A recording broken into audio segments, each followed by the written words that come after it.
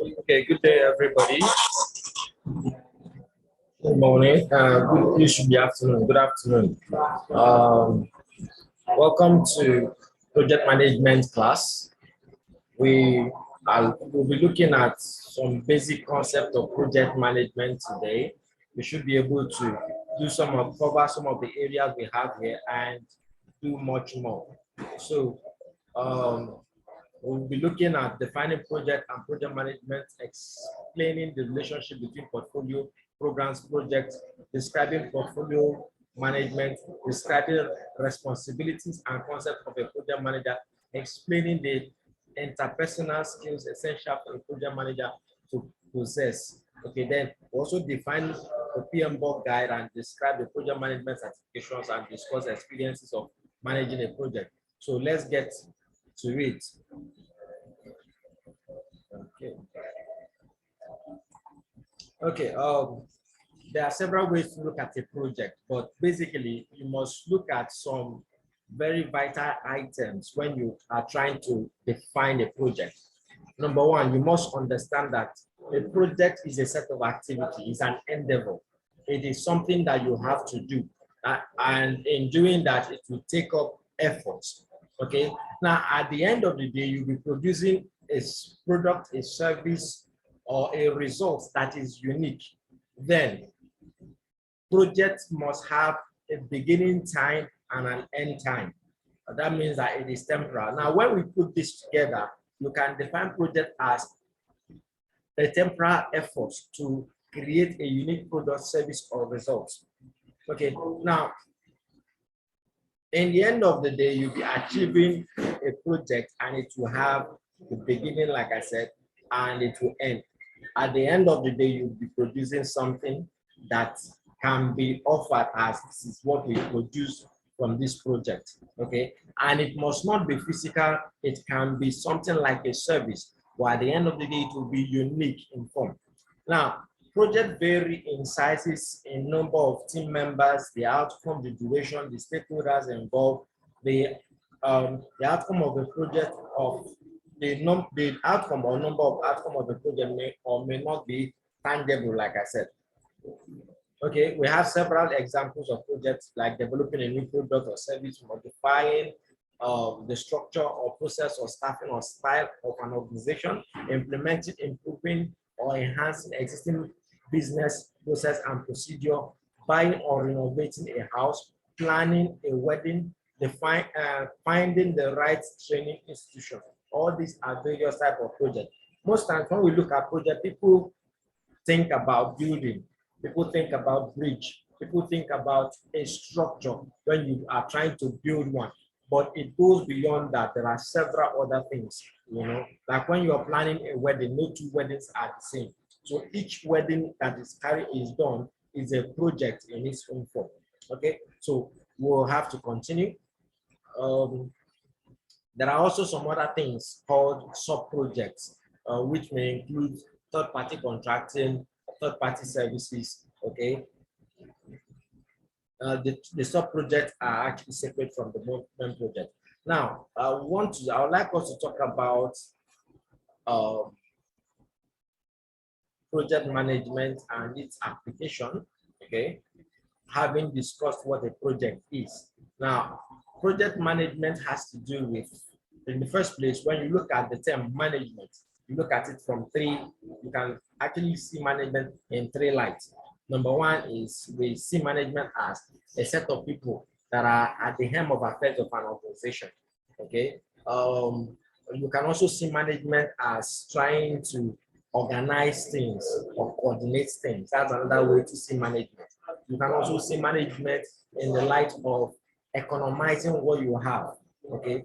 Now, having discussed projects and having explained what management is, and when we look at project management, we are looking at the application of knowledge, skill, tool, and technique to plan activities to meet the project's requirement. It is an iterative or cyclical project. That means that okay, cyclical, it moves from the beginning to the end. And sometimes you have to, in order to achieve several deliverables, you go through a process and close that process and go through it again and go through it again so that each deliverable will be produced. Now, in project management, there are a lot of things that will be happening. Number one is communication, another one is planning, scheduling. We have identified project requirements, applying quality, scope, time, and cost requirement, the managing stakeholder. These are all the activities that will be going on while doing a project. Okay, now, projects are not done on their own sometimes. Project has to happen in an organization, or a set of individuals may come together to do a project, or even a person may come to deliver a project. Now, but projects occurs in an environment, okay, and that is what we are looking at when we talk about portfolio program of our project. Now, when we look at a project, we said that it is a temporary endeavor, okay, carried out to achieve a unique product, service, or outcome. Now, programs, on the other hand, has to do with a set of projects now that is done to achieve benefits that is not obtainable when doing those projects individually. Now, how do I mean? Let me give an example. Now, you can build, let me say, a duplex, a 5-bedroom duplex, and you spend X amount of money. Now, but when you want to build an estate, on the average, you are supposed to actually spend lesser in each of the houses that you're building. Let me assume that it's still 5-bedroom duplex on each of the estate, and you are having like 100 units of housing. Now, on the average, if you check the amount you are spending, you will spend lesser than somebody that just came up and built one 5-bedroom duplex. Now, how do I mean? You achieve some economic benefit, like for instance, when you are to acquire the land, you are most likely going to get a level of discount or acquire it much cheaper than somebody that wants to go and buy one plot of land or 2 plots of land for the house. If you want to get a surveyor, for instance, a surveyor will survey the entire estate environment, not just one plot of land. So the amount the surveyor will charge you will be much lesser. Now, when you are buying things like sand, things like road, things like cement, you may need to go to the producer rather than a retailer, because you are building in mass. Now, all these things put together will help you achieve benefits that you will not get by doing a project individually or separately. Okay, so that is what a program helps you to achieve. Now, programs have other things like sub-programs in them, and you also have operations in them. Now, on the other hand, there's also something called portfolio. Okay, now portfolio has to do with achieving a strategic objective. For instance, the governor of Rivers State can come up and say, and pick up a rural area and say, I want to convert this rural area into a city. Now, in doing that, there will be a lot of programs, there will be a lot of projects in it. For instance, you may need to construct several roads. Now, each of those roads put together as a whole may be seen as a program. Now, in that program, we'll have several other single roads that are seen as projects. But at the end of the day, okay, before everything is completed, he will also need to build something like schools. He will need to build houses. He will need to build hospitals. He will need to build several other things, like giving them electricity, giving them pipe-borne water, and so on and so forth. At the end of the day, he would have achieved his objective, which has to do with developing the rural area and converting it into a city. So the major reason why you do a portfolio is to achieve strategic objective. It may be a government objective, it may be an organization objective, it may be an individual's objective. Okay, at the end of the day, you are achieving that objective. Now, another instance may be that a company that has been producing 500 units of a product can choose to say, okay, we don't want to be producing only 500 units of this product again. We want to start producing up to 5,000 units of this product. In doing that, there will be a lot of activities around it. He may need to do further research, to see maybe the environment that he's using, if it's okay, can it produce 5,000 units? You may need to also do marketing research. You may need to do some other things, work on quality, work on a lot of things. The staffing requirements, look at their skill set. Can they achieve that volume of productivity and so on and so forth? Now, at the end of the day, he would have achieved the strategic objective of producing 5,000 units. Okay, so that's the essence of doing portfolio. Now, project, like I said, when you look at the environment of a project, it can be done on its own. It can be done under a program. It can also be done under a portfolio. Mind you, a portfolio can have several programs in them while also having projects. Okay, and operations, on the other hand, is very different from these things I've mentioned. When you look at operation, you're looking at ongoing activities, okay? And most of the time, operation is there to create repetitive kind of activity or product or service, okay? It is not unique in form. Most times it is done in what we call a functional environment, okay? For instance, in a portfolio, you may need to hire some set of accountants. Their job is to do accounting related activities, okay? Or some set of administrators or some set of human resource personnel, okay? They are a bit different from the program and the project, but they will help facilitate those projects and the programs. Okay, now let's go further. Now, projects are authorized as a result of strategic considerations. These include things like market demand, strategic opportunities like business need, social need, environmental consideration, customer requirements, technological advancement, and legal requirements. Now, I need to point out something here. In projects, in organizations where you carry out projects, there's something we call motherboard. When I say mother, I mean to kill. Okay, you find them in majorly productized environments or what we call strong metrics. Don't worry about the terms I'm using, but we are going to actually deal with them later in the class. Now, these persons, their job is to kill your ideas. They exist in some organization. They sit in a board meeting or something, you present a proposal to them, they will try to kill it. Now, the sponsor of that idea will now stand and defend it and try to defend and prove why the organization should carry out such proposal. Okay. Now, at that point, it is not yet a project. It is not yet a project, but it is a proposition. It is an idea. Okay. Now, in defending this idea, there's something we call business case, which the sponsor must present. Now, business case is made up of two things. Number one is what we call business need. Another one is financial justification of the project. Now, business needs are things that some of them are stated here. For instance, social need, environmental consideration, customer request, technological advancement, legal requirement, strategic objective, and business needs. Okay, then market demand. These things are reasons why you need to consider or do a project. Okay, now, but apart from this, we will also look at the financial justification of that proposal. Okay, if we carry out this proposal, are we going to make profit in it, or is the money spent justified?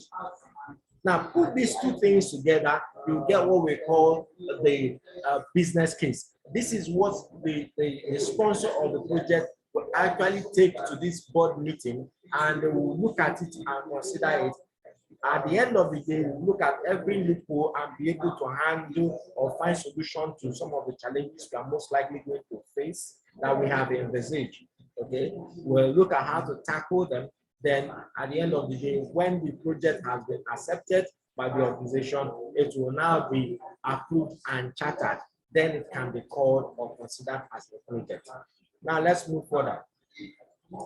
Now, there is another body we refer to as organizational project management. Okay, not a body, but the term that we refer to as organizational project management. Now, when we talk about organizational project management, what are we talking about? These are how you use tools of project to achieve the organization's objective. For instance, portfolio programs, project management are part of and support organizational project management.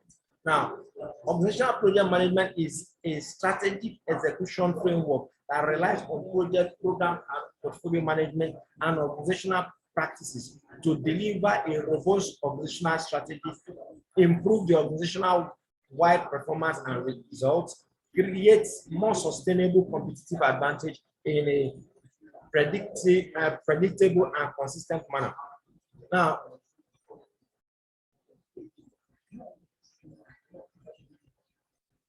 the portfolio management is centralized management of one or more portfolios. It solidifies and controls independence between project and programs. Now, let's go further. We have something we call project management objective, project management office. Now, the project management office is a management structure that standardizes the project-related governance processes and facilitates the sharing of resources, methodologies, tools, and techniques. Now, let me explain in detail.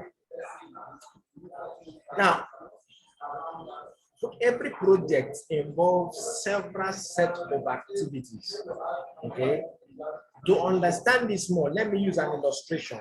And for those of us that have seen a war movie before, there is usually a camp or a building where some of the generals come together to look at the battlefield and be able to plan and put into place the strategy they will use to actually achieve or be victorious in the battlefield. Now, they usually refer to that camp or that tent or that room, that environment as a war room. Now, see this project management office as in the same light. It is just like that war room. Now, what it does is to help, it is an environment where you come together to look at the project. What are we going to achieve and how are we going to achieve some of these things? Now, it also helps to facilitate the project. Now, there are several types of project management office, which is PMO. Okay, we have the supportive PMO, which provide a consultative growth to the project by supplying templates, best practices, training access to information and lessons learned from other projects. Okay, now we have the controlling PMO. It provides support and the require compliance through various means. We have the compliance. Okay, let me go down. Okay, in the controlling PMO, we said it provides support and require compliance through various means. The compliance may involve adapting project management framework or methodology by using specific templates, forms, and tools, or by confirming the governance. Then we have the directive PMO. It takes control of the project by directly managing the project. So these are various types of project management office. But at the end of the day, the project management office helps to see that the project is successful by creating what it has set out to create, and it also look at how the project managers and the team members were able to also achieve the end result. Okay, let's go further. Roles of the project manager. Now, before I go into talking about the roles of the project manager and okay, the roles of a project manager, though we are going to also look at the skill of a project manager, because we have okay, let me not jump the gun. Let me just go ahead and talk about roles of the project manager. The project manager has a lot of things to do. Okay, he is the central focus of the project. Now, he will be the one to relate with several stakeholders. When we say stakeholders, what are we talking about? We're talking about anybody that is affected by the project or the outcome of the project impact the person, or anybody that have any kind of interest in the project or its outcome. that person automatically becomes a stakeholder. Okay, so he is the one that relates with the stakeholders, be it internal stakeholders like within the organization or external stakeholders like outside the organization. He handles resources, he handles team members, he deals with the project sponsor, he deals with functional managers. When we say functional managers, we're talking about managers of the various departments in the organization. Okay, they may be the places that you need to go to get resources like human resources that you need for the project. So he will deal with them. He will also deal with the third-party providers. He will deal with the project management office and other organizational leaders. Okay, so he gives them what they need to be carried along in the project and also get what the project needs from them to be successful.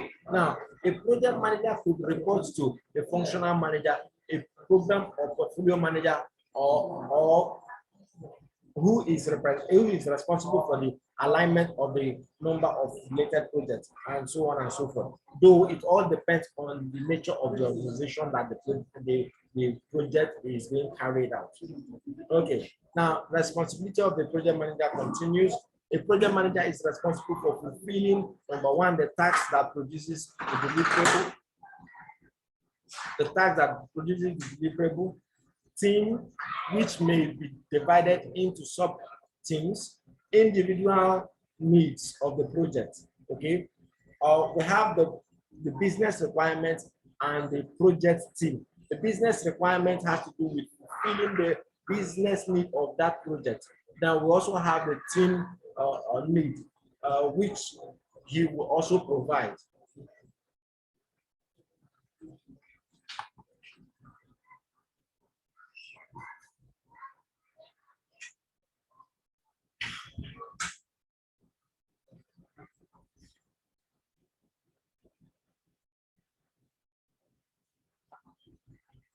So now he is responsible, like we said, for fulfilling the task that produces the deliverable. He is responsible for the team, which may be divided into sub-teams. Now, the teams have needs, they have things that they need to do. The project manager will be the one to manage their time and assign activities to them, maybe through the team leads, various team leads that he has, okay, tasks and activities that they will be carrying out. Then there are individual needs of each of the project. The project manager is responsible for the entire project as a whole. Okay, let's go further. Now, competencies of the project manager. We have knowledge, performance, and personnel. Now, before I talk about the competencies of a project manager, there's something I need to address, which is the skill of a manager.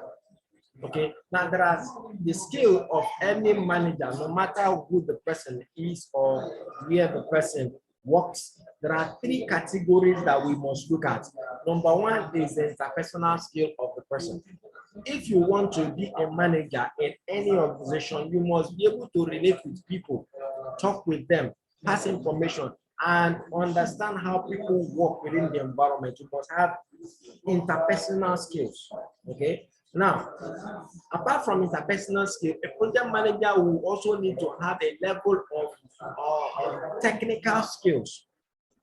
He needs to understand the lines, he needs to understand the codes, he needs to understand the color combination, he needs to understand how the work is done, because he will stand in the place to give correction of, when a work is not done the way it should be done. The project manager should know that this one is not in line with what was stipulated in the blueprint.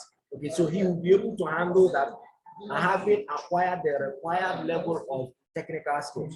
Now, there's also another level of skill that he needs, which is what we call the conceptual skill, the ability to conceive ideas. Every manager needs this. Okay. Now, the higher one gets in the management ladder of the organization, the more conceptual skill that the person needs. You understand? Like in some organizations, you hear things like some people are paid to work, while some others are paid to think. Now, people with a lot of conceptual skill can come and tell you that this is where we are going to in this organization in the next 5 years. This is what we want to achieve in the next 10 years. Then they will be able to break it down and pass the information down to the mid-level managers, who will now, do their own part and also pass it down to the low level managers and so on and so forth. Now, as a project manager, you need knowledge which has to do with what the project manager knows about project management. Then you need performance, what the project manager is able to do or accomplish while applying the project management knowledge. Then personnel, how the project manager behaves when performing the project activities. Personal effectiveness is about attitude, for personality characteristics and leadership, which provide the ability to guide the project team while achieving project objective and balancing the project balancing the project constraints. Okay. Interpersonal skills of a project manager. A project manager must have a balance of ethical, interpersonal, and conceptual skills to analyze the situation and interact appropriately with the stakeholders. Now, key interpersonal skills include leadership, team building, motivation, communication, influencing, decision-making, political and cultural awareness, negotiation, trust building, conflict management, and project. Now, most of the time, the project manager spends over 90% of his time communicating and doing interpersonal activities. So that is why this set of skills is very, very important. Now, the material for PMP is actually called the PM book. Okay, it's one of the books that we use. Though in AIGE Limited, we have our own manual that we use for each course, but it's also important, especially when you want to do what we call PMP exam preparatory. You need to get the book or project management body of knowledge. Okay, let me continue. Okay, now this course PMP is owned by an organization called Project Management Institute. Okay, now they have other certification, a lower certification called Certified Associate in Project Management, and it's an entry-level certification. Then we also have a PMP, okay, which is a globally recognized certification for project managers. Okay. Now, as there's something called Code of Ethics and Professional Conduct. These are things that the project manager must know and do. What is expected of him as a professional? It describes the ethical and professional behavior expected of any individual working as a project management professional. There are many values that PMI expects the project manager to have while interacting with anyone related to a project, including being respectful, being fair, being honest, and so on and so forth. Okay, that is where we end this particular slide. Let me go to the next. Thank you. Okay. Now, there are things that we need to cover in this today, and I have just concluded one of them. Okay. Let me go to the next one.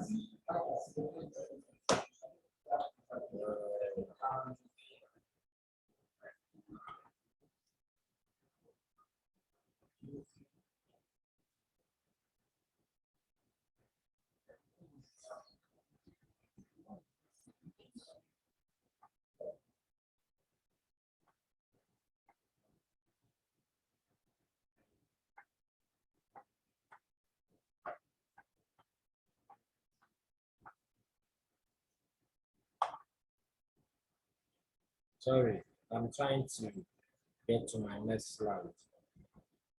Okay.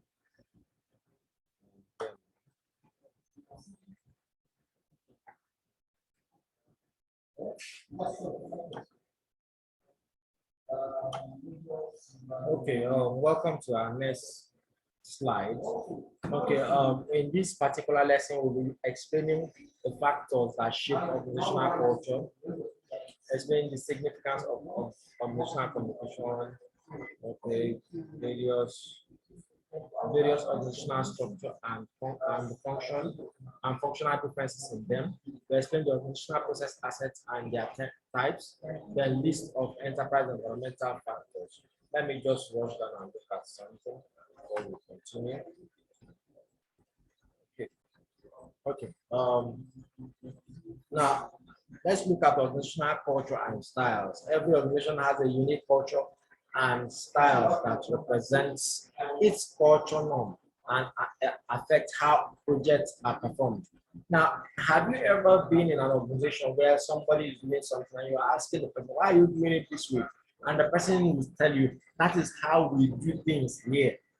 Okay. Now, every organization falls within a particular place and has a particular culture or norm or the way they do their own things.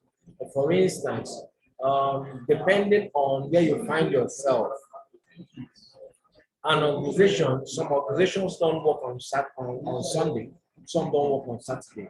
In some places, some organizations don't work on Fridays. Okay.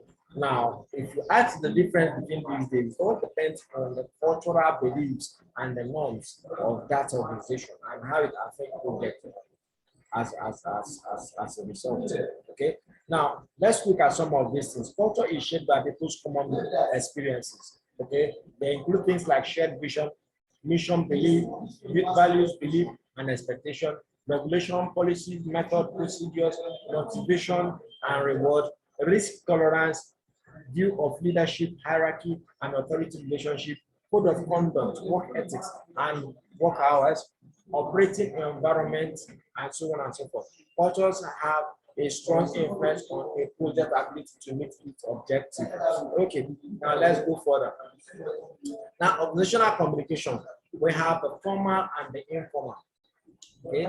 Now, a project succeeds depending on an effective communication style adopted by the project manager to communicate with all the relevant stakeholders in all the locations to facilitate decision making. Now, some projects may not be in just one location, and it's also possible for projects to be done virtually. That means the team members or people involved may remotely do the project. Okay. Now, how you communicate with people, depending on their location, depending on who they are, depending on the nature of the project and the organization, differ. Okay, so we are looking at some of these things. We have the formal communication, we have the informal communication.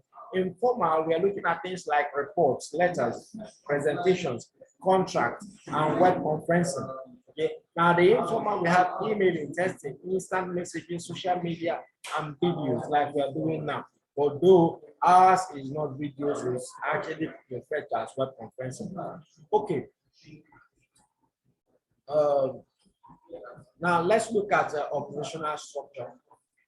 Organizational structure just talks about the company or the firm where the project is carried out. Okay. Now, the structure of an organization is an enterprise environmental factor that affects the availability of resources and influence how projects are performed. Now, the structure dictates how the various groups and individuals interrelate within the organization. Now, depending on where the organization and on the structure of the organization, depending on the nature of the organization, the project will either suffer or enjoy freedom. Okay, when I say enjoy freedom, what I mean is this: as a project is controlled or coordinated or carried out by the project manager and his team. Now, whether they will have a pleasant time or they will have a difficult time majorly depends on the organizational structure. Now, what are we talking about? There are various types of organizational structure. We have the functional organizational structure, we have the project type, we have the matrix, we have the composite. Now, when we talk about functional, is referred to it as the organic kind of organization, whereby organizations are strictly grouped or categorized or subdivided into departments. Now, these departments, each of these departments carry out a particular kind of activity. For instance, in such organization, you go, there will be an accounting department, there will be a production department, there will be a distribution department, there will be a marketing department, there may be a maintenance department, an engineering department, a quality department. Each of these organizational units or departments carry out the same kind of, they carry out their own kind of activities. For instance, in the accounting department, number one, you will find mostly accountants in that department. Secondly, every day they will only do accounting related activities. The accounting department will not be doing production. They will not be doing sales. They will not be doing marketing. They will not be doing distribution, but accounting related activities. Now, in that kind of organization, we refer to it as functional organization that is subdivided into departments. Now, the direct opposite of that kind of organization is referred to as the projectized organization, whereby the organization is not actually split into departments, but into projects. Now, how do I mean? In the functional organization that we talked about, when you walk into the accounting department, you will see only accountants mostly. But in the projectized environment, in each of the organization is divided based on projects. Each of the projects have the required number of personnel to complete that project. For instance, in a project, you'll find an accountant, you'll find a quality personnel, you'll find, depending on the nature of the project, you may find a surveyor, you may find a web developer, you may find, depending on the nature of the project, but all the people that are needed to achieve that project. These are the people you find in a particular unit or project of a projectized kind of organization. Now, a matrix kind of organization is a bit of a mixture between the functional and the projectized kind of organization. And we have three types of matrix organization. We have the weak, we have the strong, we have the balanced. Then we also have the composite. Now, I'll go further to talk about these things. Now, in our slide here, we said that a functional organization is a classic functional organization is a hierarchy with each employee reporting to a specific supervisor or manager. Now, projects are carried out in functional organization, but not the way they are done in a projectized organization. In a functional organization, the project falls under a department. Okay. Now, for instance, in that kind of organization, a marketing department may choose to carry out a marketing campaign. That marketing campaign is a project, but it's also possible that the marketing department will have need of people from other departments to do that particular project. They may have need for people from the maintenance department to help them service their car, people from the transport department to help them move those cars, and so on and so forth. So when they gather these people, they can, utilize them in the project to achieve the project objectives. But the challenge that you have carrying out a project in a functional organization is that the project, the leader of the project, I won't call him a project manager now, the leader of that project most likely is of low rank. How do I mean? He falls under a department. Now he needs to go to other departments to go and appeal for resources. Now most times they may not give him their strong personnel, so to say, because they also have their department functionalities and duties. So the department manager will rather prefer to give the new people in that organization to the project manager that comes to appeal for resources. Maybe interns, maybe core members, maybe people that are doing IT. Okay, but the core staff that will help to deliver the requirements for that department, maybe within the month, will stay in the department to work. So the project manager may not get the required kind of personnel while carrying out a project in this kind of organization. And the project managers, they are not actually referred to as project managers. They can be referred to as project coordinators or project expediters. Now, the difference between the two of them is that an expediter is somebody that makes things happen. Okay, he comes to quicken things, he helps things happen. So they can just give him that project to do or to help see that the project is achieved. Now, but the project coordinator has a level of authority, to carry out that project.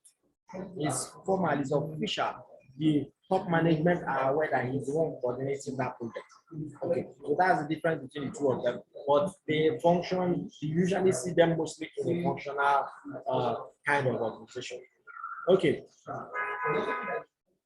Now, in continuation, the functional organization, the project team members in this structure complete project work along with their normal functional work.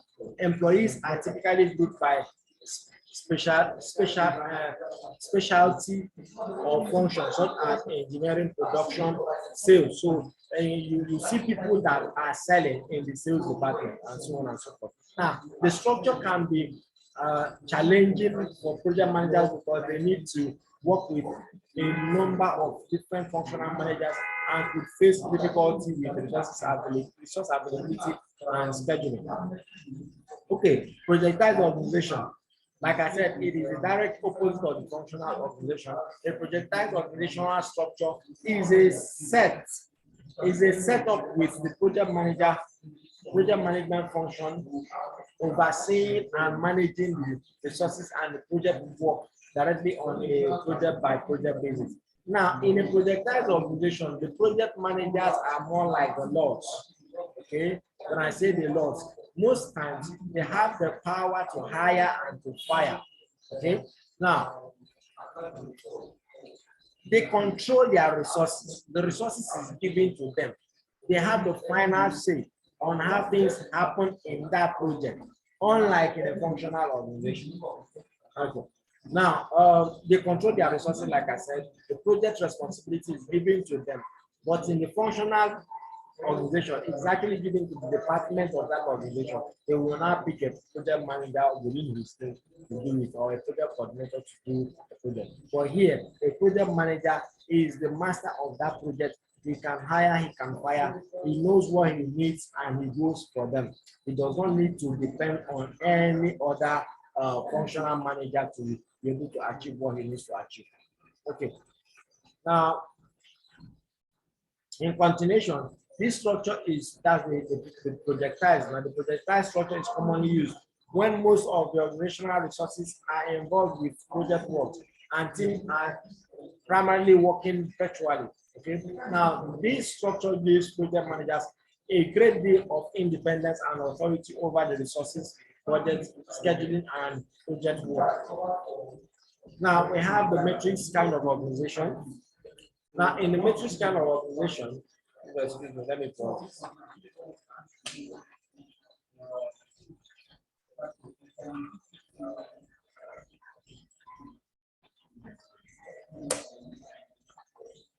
So, in the matrix kind of organization, like I said, it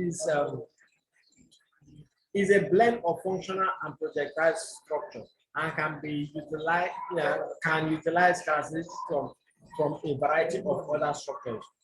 So we have weak, balanced, and strong.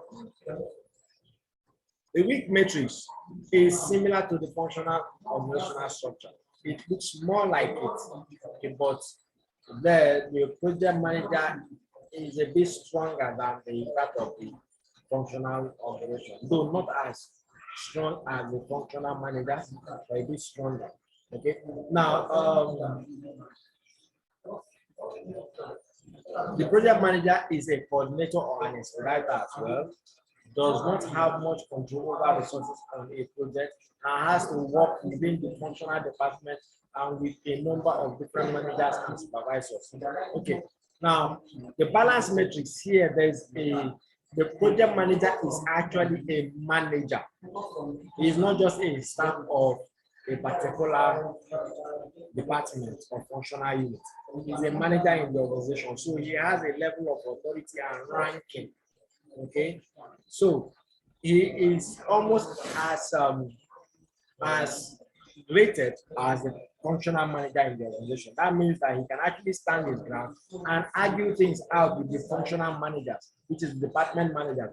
For instance, where he needs resources and the organization has actually made it clear that he has to work with a particular resource, even when the functional manager is not in line with that or needs the resources for something, because he's a manager, he can stand his ground and insist on having that resource from that department. Okay. Now, so there's a bit of a squabble between the functional manager and the project manager in the balance matrix because they are almost of the same rank. Okay. Now the project manager does not have complete authority over the project team members, but shares it with the department functional manager. Okay. Now, the strong matrix organization, the structure is similar to the projectized organization. It has full-time project managers who have complete authority over the project team members. Okay, now it's almost like the strong matrix is almost like a projectized organization, but it's not as strong as the projectized organization. Though in a strong matrix, the project manager is stronger than the functional manager. Yes, he is stronger than the functional manager. He has a higher rank than the functional manager. Okay, so he does not report to any functional manager, but he reports to managers or project managers.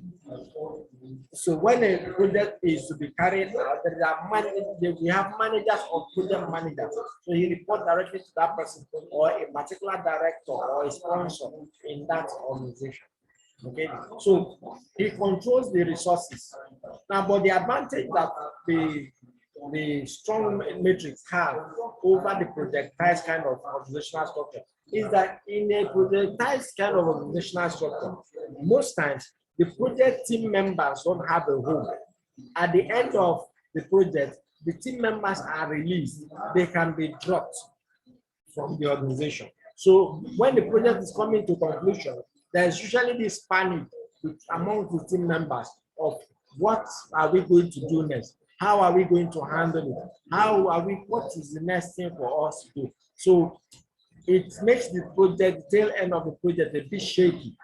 Okay, but you don't find that in the strong matrix because the strong matrix still have departments that most of the project team members can go back to. Okay, but once there's a project and they fall under a particular project manager or a particular project, the project is controlled by the project manager. Okay. Now, the composite kind of organizational structure is a combination. You said that the other one, the matrix is a blend. This one is a combination. That means that we are having this, we're also having that. Okay, we're having functional, we're also having projectized. Okay, so it's a combination of all the three of them. Now, this structure is mostly used with special projects that are critical to the organization as a whole. Okay, so for instance, let me say Coca-Cola, for instance, is a functional kind of organization. Looking at their structure, because they produce, they distribute, they do marketing and sales, they have a quality department, so it falls under what we can classify as a functional organization. But they can also have special kind of projects whereby you need to have a separate project manager giving the required resources that he needs to achieve that project. In doing that, you are carrying out what we call a composite organizational structure. Okay, now there's something we refer to as the project process assets. These are assets and resources that are specific to an organization and that the organization uses throughout the life of the project. They already have these things, so they work with it. It makes their work easy for them. Assets can be resources, plans, procedures, policies, processes, and knowledge bases specific to and used by the performing organization. Now, in asset, we have what we call the processes and procedures. We also have the corporate knowledge base. Now, processes and procedure include things like facilitate the project processes, while the corporate knowledge basis is a repository for storing and retrieving useful information. So, the process phase, we have initiating and planning, we have executing and monitoring and control, we have closing. So in initiation and planning, you have guidelines and criteria, processes and procedures, standard templates. In executing, monitoring and control, we have processes and procedures like change control procedures and processes and procedure, financial procurement and defect management procedure, we have operational communication requirements, standard guideline provisions, evaluation, and performance measurement criteria. In closing, you have documented lesson learned during the project. You have post-project audits. Corporate knowledge base. The corporate knowledge base. Some of the information in the repository includes, these are, like I said, the repository of information that you have in your organization. Then we have configuration management knowledge base, we have financial database, government and the industry standard. We have the project files such as scope, cost, schedule, and quality baseline. We have infrastructure, documentation, and reference material. We have the personnel administration information such as staffing and retention guideline. We have human resource documentation and standard. You have marketplace and industry conditions. You have corporate or company work authorization system. Okay. Now, enterprise environmental factors. We are going to be mentioning this a lot in the course of this study. Now, these are internal or external conditions that are not under the control of the project, but they influence, constrain, and or direct the project. For instance, a project may have need for the approval of external audits. Now, those external audits are not within the project, but they can constrain that project. Okay, examples include organizational culture, structure, communication channel, and governance. We have geographical distribution of facilities and resources, language and holiday schedule. Then we have IT. For instance, in Nigeria, there are many public holidays. Okay, so those public holidays, people don't work. Now, a project may even be in a hurry to complete, but it's a public holiday means that it's a public holiday and people will start home. Another example is places like in the East. On Mondays, they've implemented what we call the sit-at-home policy, whereby people stay in their houses on Monday for fear of one thing or the other. Okay. Now, we have IT infrastructure, we have existing human resources, the company work authorization system, stakeholders, risk tolerance, commercial database, project management information system. Okay. And that marks the end of this particular slide. What we have next is just some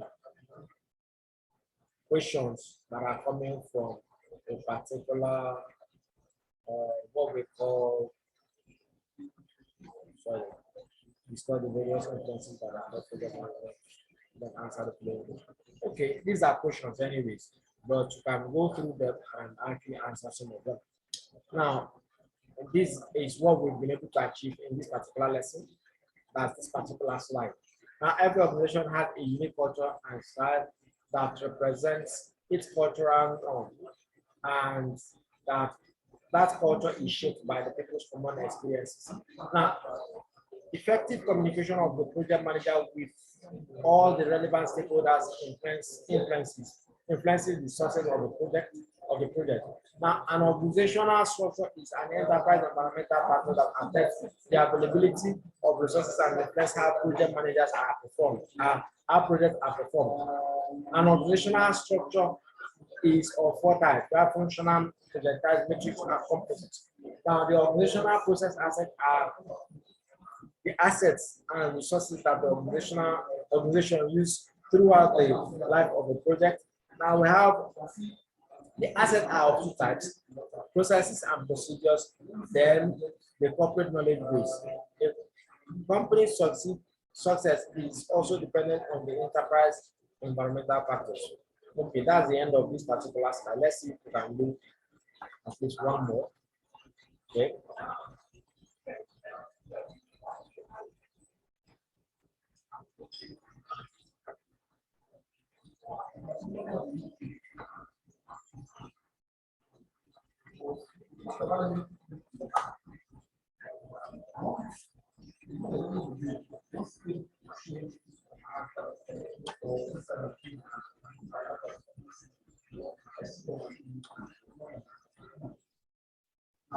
Okay, let's go to the next slide. After that, we'll end today's class. Okay, in this particular lesson, slide, what we'll be learning is we describe the type of project stakeholders and their roles. Now, describe project governance, list the constraints and determine the success of the project. Describe the common of the composition of the project team. Explain the project lifecycle and its type. Now, let's see what we can achieve here. Now, a stakeholder is an individual. The project stakeholder is an individual, a group, or an organization that has a business interest in the outcome of the project. Now we say business interest, yes, they have business interest in the outcome of the project. But also, when the project or its outcome affects a person or a group or an individual, we can also consider that person or group or individual as a stakeholder. Now, how do I mean? Let's say somebody plans to set up a club in a neighborhood, and members of that neighborhood are not very okay in setting up that club in their neighborhood. Maybe because of the vices they bring around that environment and the noise and all that. They can actually stop that project, even if they don't have a business interest per se. But because of the disturbance it will bring, for instance, if the club is next to somebody's house and they will be making heavy noise at night, the person may not be able to sleep. So the resident of that neighborhood can actually form a union and sue whoever is trying to set up that club, declaring that place a residential area and making sure that that project does not come to light. Now, in doing that, they are considered project stakeholders. Okay, so the earlier you identify your stakeholders and know how to manage them, the better. Now, a project stakeholder may or may not be actively involved in the project work, or who and could affect or be affected by the decision, activity, or outcome of the project. Now, it takes on a variety of roles and responsibilities on a project, may have competing interests, needs, priorities, and opinion. Okay, the project manager must identify the internal and external stakeholders of a project as early as possible, learn what their needs are, secure their participation in defining the project perimeters and success criteria. Okay, our project stakeholders include sponsors, which provide the financial assistance and resources and support for the project, customers and users that provide the project deliverables, sellers, provide components or services to the project under a contract, business partners helps is special business relationship, have a special business relationship and role with the project. Organizational group are internal stakeholders affected by the activities of the project team. Functional managers manage organizational departments. Okay, now we have positive and negative stakeholders. The positive stakeholders usually perform benefit from the successful outcome of the project. They benefit from the project. Now, example include business leaders who benefit from an industrial expansion project because it involves economic growth for the community. Now, we have negative stakeholders. They view successful outcome of the project as harmful in some way. Example, environmental groups who are concerned about the environment and consider the project harmful for the environment. Just like I said, when a club is to be sited in a particular, especially if it's a residential area, it's possible for the residents to actually kick against such project. Now, let me also cite another example. If, for instance, excuse me, if, for instance, a rich man that happens to be a philanthropist goes to his village and wants to, build a network of pipe-borne water for his people to give them good water to drink. And when he comes to his village and announces it, people become happy. They like what he's about to do for them and all that. But it's also possible that there may be people that may not be happy about that project. Now, yes, he's bringing development, but his development may cost some people their job. For instance, there may be people that sold their land in that community or used all their savings to buy tanker trucks to supply water to the environment, to the community. Now, if you build, as a rich man, you build pipe-borne water all around that community, you have actually taken away the job of those drivers from them. Now, you may need to carry them along, because if you don't, you may say that it's not your business. Okay? But mind you, even the Bible says that the heart of man is desperately wicked. Mind you, it is their community also.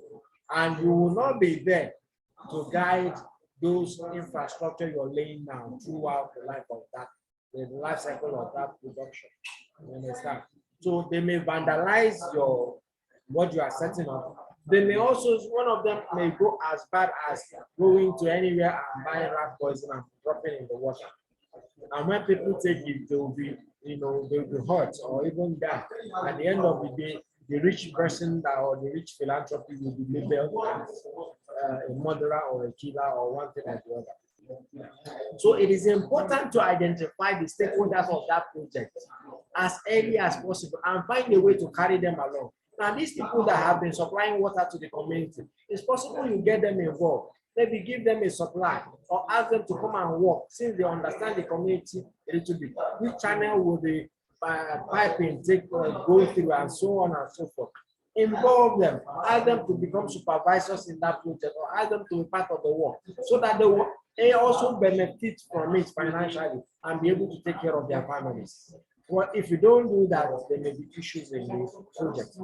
Now, project governance is a comprehensive methodology that provides oversight on the project lifecycle for the organization and ensures its success. It provides the structure, process, decision-making model, and tools for the project manager and team to manage the project. It is a method of controlling the project and increasing the success of the project by defining, documenting, and communicating effective, reliable, and repeatable project practice for the project to use. Project governance framework includes project success and deliverable acceptance criteria. Now, when a project is setting up, it is important that you get to define on time what an accepted project outcome is and what accepted deliverables are.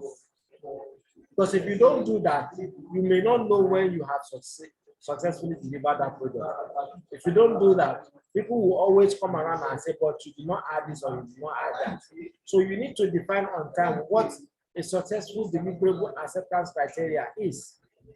Okay, now you also look at project process to identify, escalate, and resolve issues. These are ways to govern the project framework. Okay, now relationship between team and project team, organizational group, external stakeholders. Okay, project organizational charts with project rules, communication process and procedure, process for project decision making, guideline for aligning project governance and organizational strategy, project life cycle approach, project processes for stage gates or phase review, processes for review and approval of changes above the project manager's authority. Now, process to align internal stakeholders with the project process requirements. Project success. Project success is measured in terms of completion within the following constraints. We have scope, time, cost, quality, results, customer satisfaction, and risk. Now, you look at the success or you measure the success of a project based on these things. Okay, these are a bit of rotation. You can actually look at it later. I mean, you can pause and look at it. Okay, let's continue. Those of the team members of the project, that project management staff, they perform activities such as budgeting, scheduling, reporting, and control, risk management, and project communication. This role may be supported by a PMO. Now, project management staff include people like the project team leaders, project manager, and the sponsor. These are people that you find mostly in project management staff. They are the one that manage the project alongside with the project manager. Okay, now you have project staffs. These are they perform the work to create the project delivery. These are people that carry out the project work. The project management staff is part of the project staff.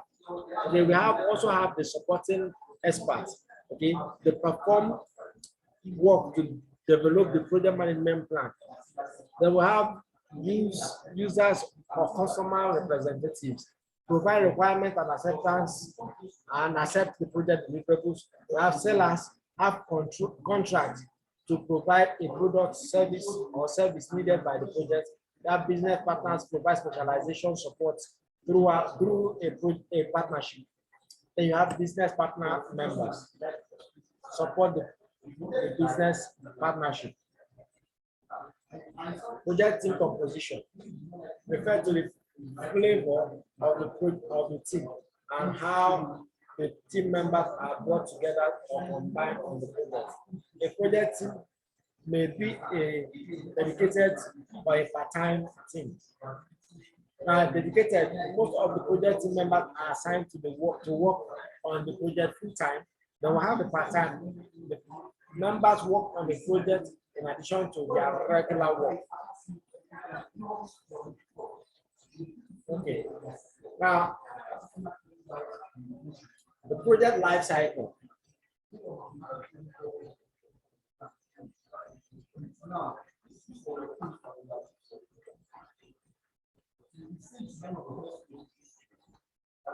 The project life cycle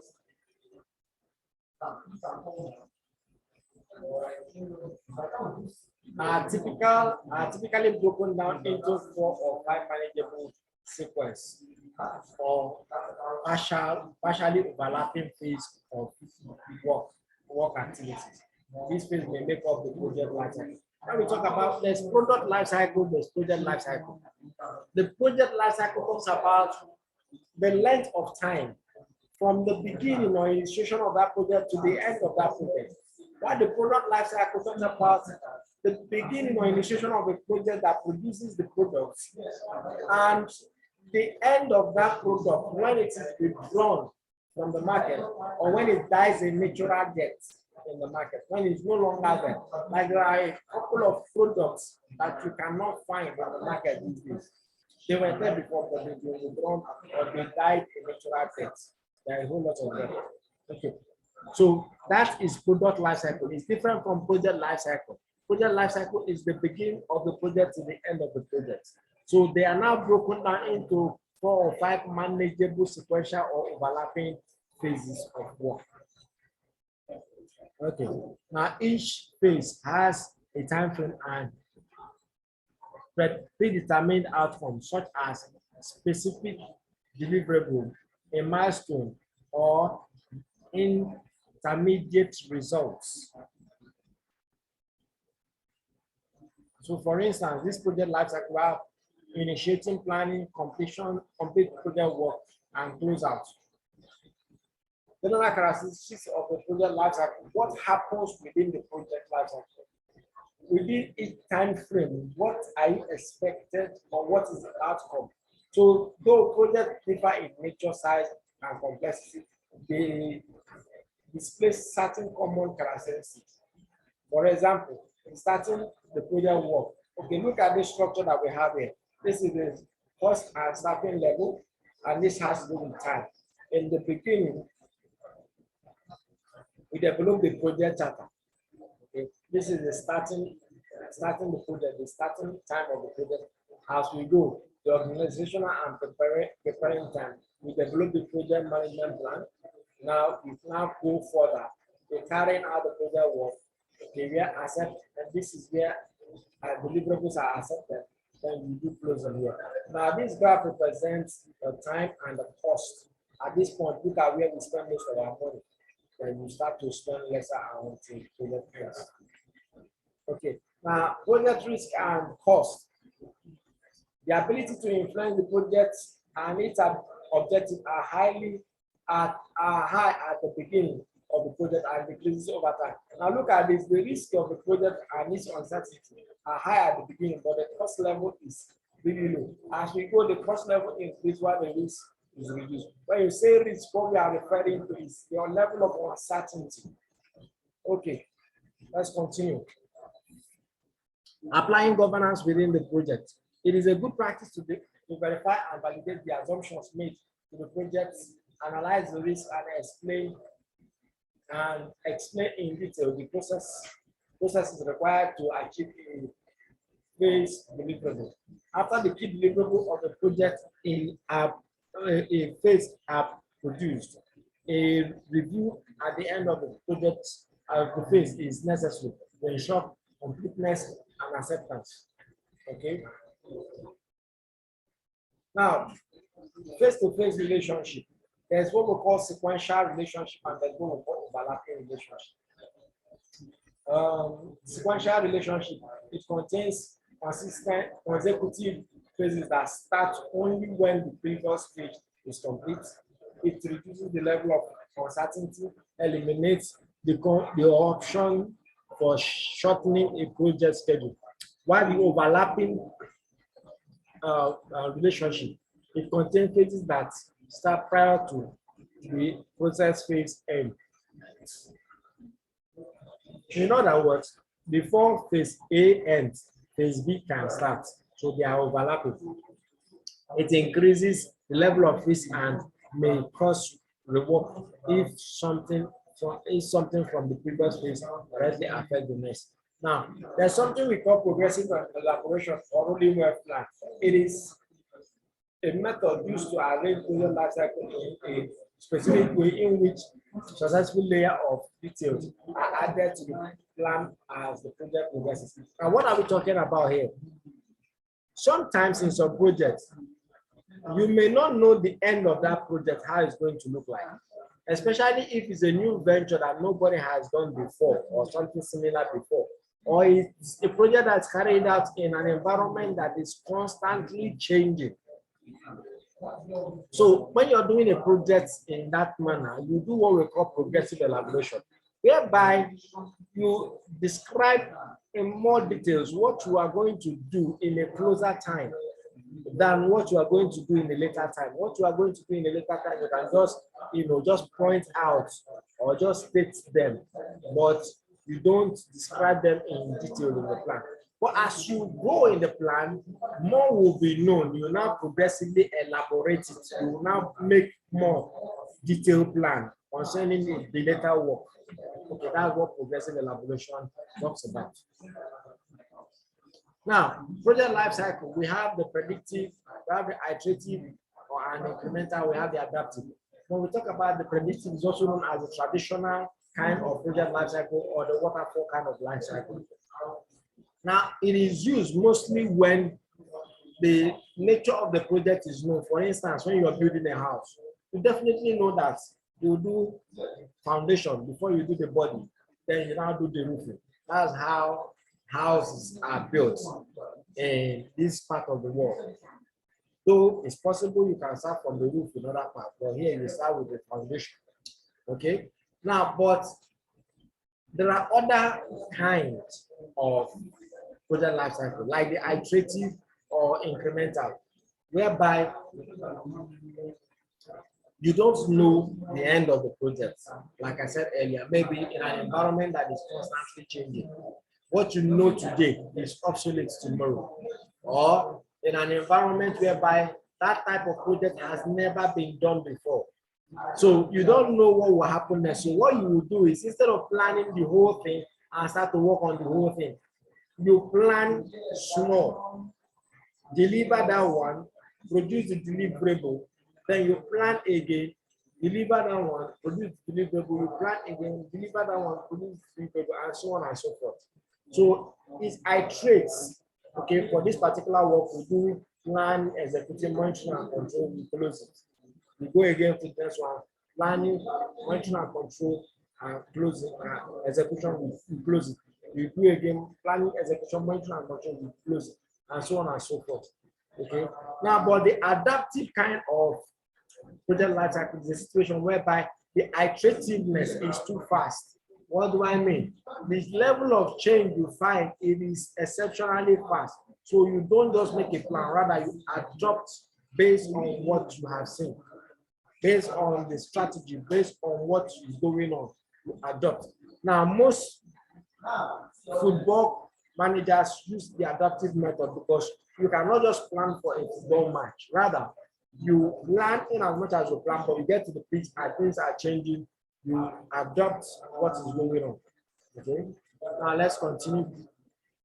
The predictive life cycle. This determines the project scope, time, cost, and cost as early in the project as possible. They are preferred when project outcomes are well understood and known. Okay, the iterative or incremental. This includes project phases that are intentionally placed and repeated as the team understanding of the deliverable is developed and understood. Now,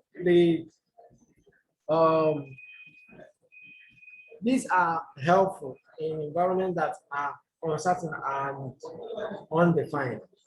When developing a brand new product, for instance, the high level vision for the product exists, but details such as limitations and size are unknown at the beginning. Okay. Now the adaptive. These work well in environments with high level of change and ongoing stakeholder involvement in the project. Now, they are used in a highly flexible, interactive, adaptive organization where project outcomes are realized while the project's work is being completed. The agile method is an iterative approach to managing a project throughout its life cycle. It allows for project managers to continually reevaluate progress, development, and priorities and make adjustments as needed. Okay, so it is just like what we spoke about here, the adaptive method. Okay, we say it is an iterative approach to project management. So there is change and constant change. Okay, so here you evaluate, you scope, you define, you develop, you deliver. As you are developing, you are delivering one deliverable. You now do again, evaluate, scope, define, develop. You deliver another one. You do again, evaluate, scope, define, and develop. You deliver another one, and so on and so forth. Okay, that is the end of this particular lesson. And this is where we are going to be stopping today's class. Okay, we'll continue next time. Now, okay, of course, it will be uploaded. But for people that are doing the physical class, I was expecting to see them today, but they didn't show up. That's hence they will also be part of this particular lesson. Thank you very much.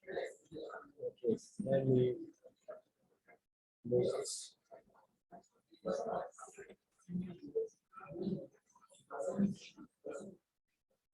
So this is where we are ending today's class.